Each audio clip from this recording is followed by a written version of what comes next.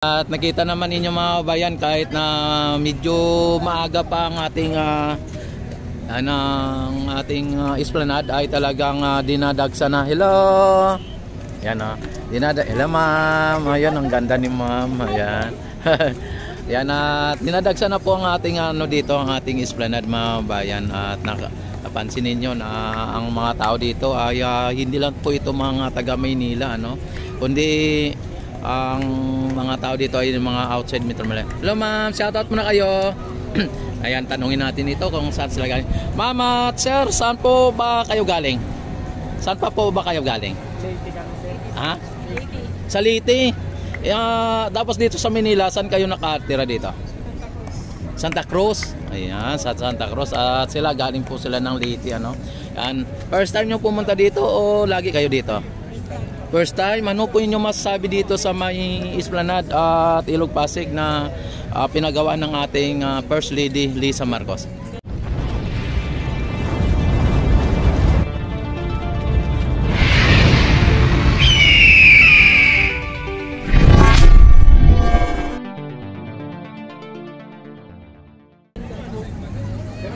Maganda. Wow, talaga. Lalong mas maganda ma'am pagka mamayang takip silim o gabi, di ba? Aabot kayo dito ng magpapagabi kayo dito. Yun At i-enjoy nyo lang po ang inyong pamamasyal dito. At ano po nyo masabi sa ating air o sa ating ating Ilog Pasig? May naamoy pa po ba kayo mga katulad dati na mabaho o ano? Wala naman. Ayan, ibig sabihin okay na po ma'am, Yan, sige ma'am, maraming salamat Yan, ingat, God bless po. Ayan, nakita naman ninyo mga bayan ay talagang lalong dumadami ang mga namamasyal dito. At lalong dadami pa kapag mamayang takip silim at yung gabi na ay marami ng mga tao dito. Halos mapupuno o talagang puno na itong mga itong Ilog Pasig o Maestranza mga bayan. Yan, doon may lang kasi may sounds lang mga bayan talagang dinig na dinig natin dito, baka makapiright po tayo. Yan, sa mga hindi pa po nakapag-like at nakapag-subscribe dyan, yan, like and subscribe mga bayan.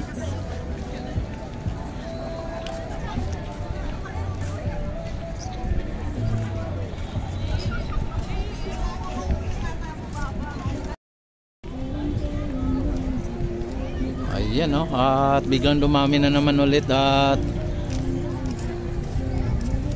yan, nagsipagdatingan po, may mga nagsipagdatingan mga bayan, bagong dating.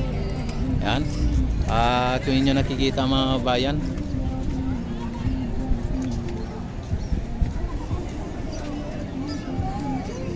at kung inyo napapansin na ang ating Ilog Pasig mga bayan ay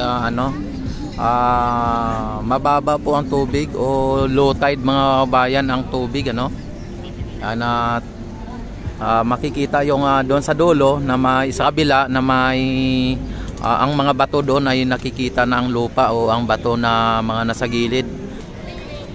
Ay grabe mga bayan, ibang klase ang mga namamasyal dito mga bayan sa Ilog Pasig Esplanade mga bayan. Hello, shout out.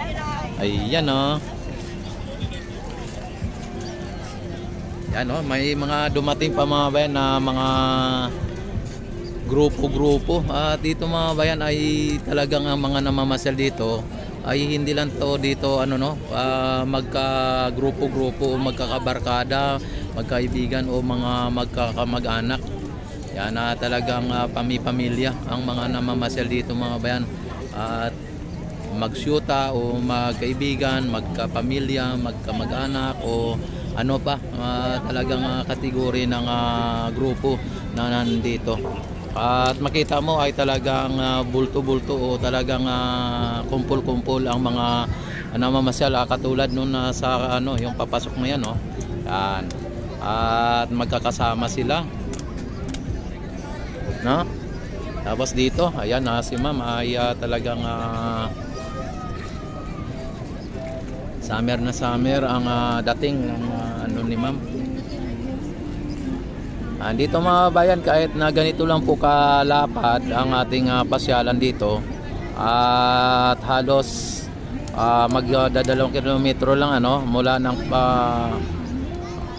ng post office hanggang dito sa may Port Santiago ay nasa 1.2 kilometer lang Pero ang tao dito mga bayan ay sobrang dami pagkadating ng gabi o dapit hapon ay talagang napupuno ito ng mga namamasyal. Kaya libo-libo siguro, estimated ko lang baka libo-libo ang mga namamasyal dito everyday. Yan, lalo na pagka Sunday at Saturday mga bayan ay talagang hindi lang libo-libo kundi libo-libo pa.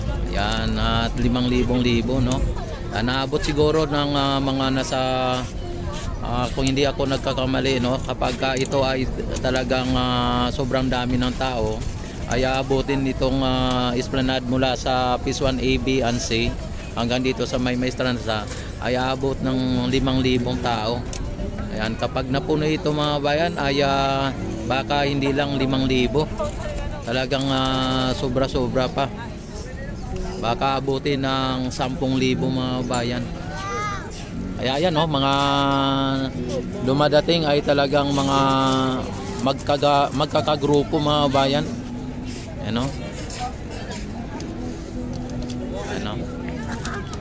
Grupo-grupo mga bayan ang mga dumadating dito o nagdadagsa dito sa esplanade. Ayan, kung inyo napapansin. Ayan mga bayan at ikot tayo dito.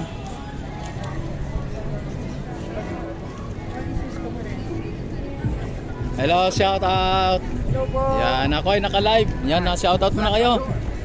Naka-live, yari ba kayo? Yan, saan pa ba kayo galing? Antiki po. Antiki, ibig sabihin dito sa Maynila. Nag-work kayo dito, galing Antiki. Ayan mga bayan shout out muna kayo. First time mo pumunta dito o lagi? First time. Matagal na ako dito. Ikaw matagal ka na. Ayan, sige, ano pang masabi niyo dito sa may esplanade? Ikaw yun. As a first time na pumunta dito is okay naman. Okay naman. Maganda naman yung place, malinis. Kaso ayan, pero kung ikumpara natin yung dati at saka sa ngayon, dahil matagal ka na dito, anong ano mo? Ay, hindi pa ako nakapunta dati dito. Pero nakita ko rin to, pero ngayon maganda talaga. Maganda talaga. Ayan, tungkol naman sa sa simoy ng hangin. Simoy ng hangin. Okay naman. Hindi ka okay naman, hindi nakaamoy ba kayo ng dati ay amoy burak dito or ano? Siguro dati sobra talaga So dati sobra, pero ngayon parang meron pa rin, pero nabawasan lang. Nabawasan lang. Yan. Sige po, maraming salamat at pwede mo nyo po ako mapanood sa Rex TV Adventure. Rex TV Adventure. Apo. Ayan. Kayo ayaw nyo mag-shoutout. Ayan, sige po, salamat. Sige, shoutout mo muna mga kamag-anakan mo. Pataan dyan, galaw-galaw. Ulam. Okay na sir, okay Sante okay na. Yeah, sige po. Ayan mga bayan at kita naman ninyo mga bayan. Dito ay talagang sa esplanade mga bayan ay talagang hindi po kayo dito magugutom kapag may dala po kayong mga pera. Ay talagang marami pong mga pagkain dito mga bayan at kung inyo napapansin ay marami po tayong mga makain dito. O marami dito nagtitinda mga bayan sa may esplanade. Ayan, at kung inyo napapansin at marami ding mga kumakain dito. Ayan. Ayan, may mga sounds pa mga bayan dito Ayan Ayan, ikot tayo dito hanggang sa may Port Santiago.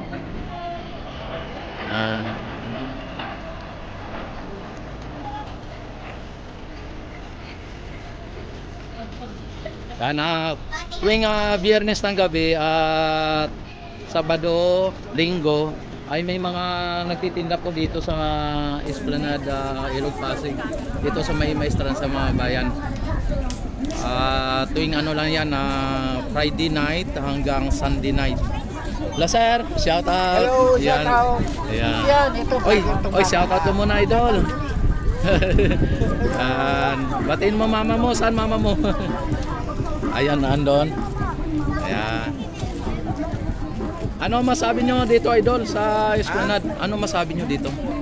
Actually, first time lang namin pumunta, pero mukha namang maganda. Maganda. For family and couple. So, just like in other country, meron din tayong bagong attraction. Ayun, no? Yan.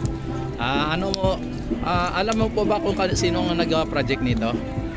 Actually, alam ko lang it's a collaboration of tourism Tourism po. department and support din ng local government. Apo, sa administrasyon dapat supportahan natin, no? At ang nag-ano po nitong project na to ay sa ang ating First Lady Lisa Marcos. Sa kanya po itong project. Oh, good. Yan, kaya nga po pagka may inauguration dito or ano man ang mga activity dito ay lagi po dito si F. Elisa. Okay. Ayan, nung nakarang araw ay Project. nakarang linggo andito siya eh. Nabalitaan mo ba 'yon? Nung nakarang araw nandito siya? Hindi pa naman. Nung nakarang araw ay mayroon ditong yung event at siya po ang So itong vlog mo is more to promote. Opo. Okay. Talaga para makita naman ng ibang bansa na tayo ay lumalago ang ating ekonomiya at ang ating bansa ay gumaganda. Hindi katulad dati ito ay squatter or ito ay di ba na dati ay mga dito damuhan, mga ganyan. Siguro mga 6 months ago ay ito ay damuhan pa ito, idol, at may mga nakatira pa dyan sa mga gilid-gilid. So first time nga namin. So naman, nag-enjoy naman sila mga kids. Alam mo po ba, idol, na ang ito ay sa kabila, lalagyan din, kabilaan po ito at aabot ito ng 25 kilometer. Wow! So hanggang kabilaan po ang plano dito ng gobyerno, kabilaan. Tapos mula dyan sa may Port Santiago na yan, ayan Port Santiago, hanggang sa may Laguna de Bay. Oh! Paano nila gagawin yun? Ganito. Actually, idol, ito ay bike lane na kung nyo napapansin yung itong kulay red. Di ba may na flat kulay red na sahig? Hanggang doon yan, dire-diretso po yan, bike lane po ito. Magiging 25 kilometer na ng mga siklista natin. Imaginin mo yun, idol, yung 25 kilometer mula dito hanggang Laguna de Bay. Nagbibisikleta ka, hindi mo mapapansin, nasa Laguna ka na. Di ba?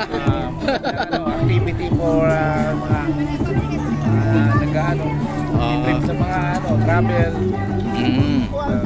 Tsaka presko. Presko, di ba, idol?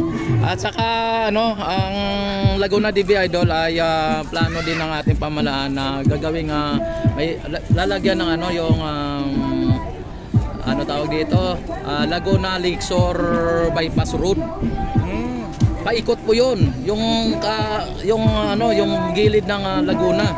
Paikot. Antayin natin yung may at tulad may Philippine Coast Guard na dumaan dito. Ayan. Talagang ganon ang idol. Ganda naman itong project na to. Moving forward na marami pang development. Yan, idol, may tatanong nga po pala ako. Ano po inyong masasabi doon sa mga kababayan natin OFW sa ibang bansa na talagang ngayon ay doon sa may Qatar ay dahil sa protesta nila doon at suporta nila kay Tatay Diggs ay napahamak po ang kanilang Actually, pwede naman sila mag-support na in a peaceful way para wala, di ba, tahimik lang lahat. Then, mag-enjoy yung kanilang mga sentiment.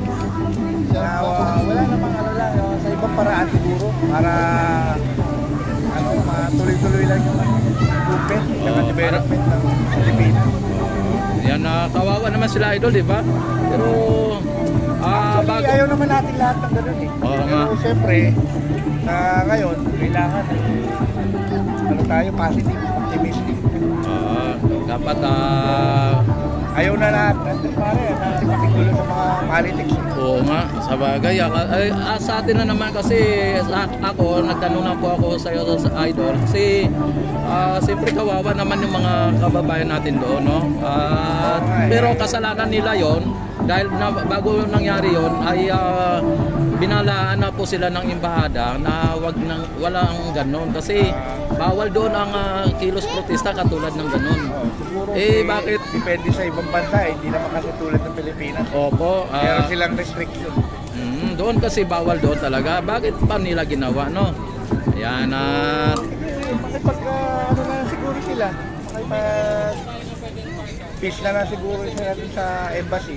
Kaya lang, Idol, ang embassy, walang ano po sa patakaran ng ng Qatar eh. Iba ang kapatakaran nila eh. Kaya malamang ay kung hindi magandang marating ng nila ay talagang masama ay baka makulong sila ng 3 taon doon or makamorta sila ng ayon sa mga nalaman ko ay 700,000 ang magiging nila. Yung mga pamilyar siguro, hopefully, ayos na lang sila. Pare-pareho naman tayo ayaw natin yung mga negative na mga nangyayari. Sa palagay mo, Idol, sino kaya ang pwede makatulong sa kanila? Pwede ba sila matulungan? Wala naman makakatulong kundi gobyerno rin. Gobyerno, wala no? naman support ng private na institution. Kaya lang, Idol, ang gobyerno po ang pinagano nila eh. Yung kaya nagprotesta sila dahil sa gobyerno eh. Ipag-settle sila. Mahirap kasi kung at least may NGO na willing magtulong sa kanila sa mga ganyan.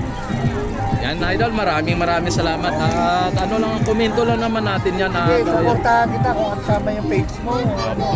Ako naman po, Idol, ay talagang ako ay for government po ako. Hindi, wag po tayo dapat magpasaway sa gobyerno. Kung ano po ang batas na nasa gobyerno natin, dapat ay sundin natin, ano?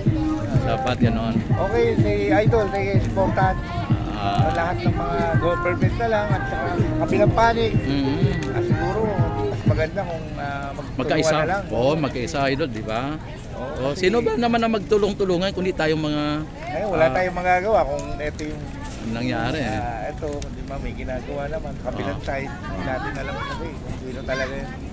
Unless siguro na personal nating ma-experience. May iba tayong gusto eh. Po, tama po.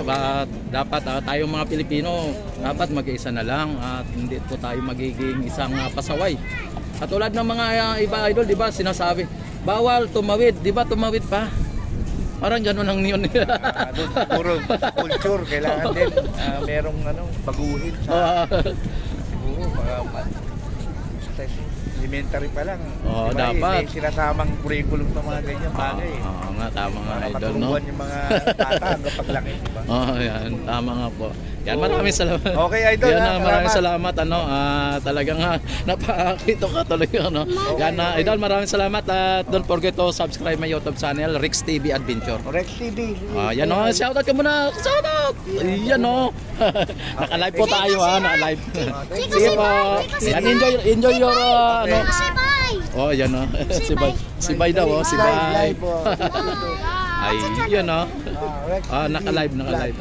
Rex TV Vlog, okay. Rex TV, ayan, no? Grabe. Ayan, no? Bayan, talagang...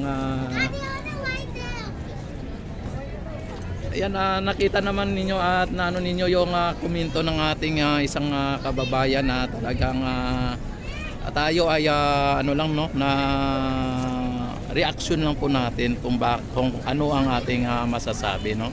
Pero sana naman ay tayong lahat ay bago nating gawin ang mga bagay na dapat ay hindi dapat gawin o laban sa gobyerno, dapat bago natin gawin ay pag-isipan muna natin ang magiging resulta.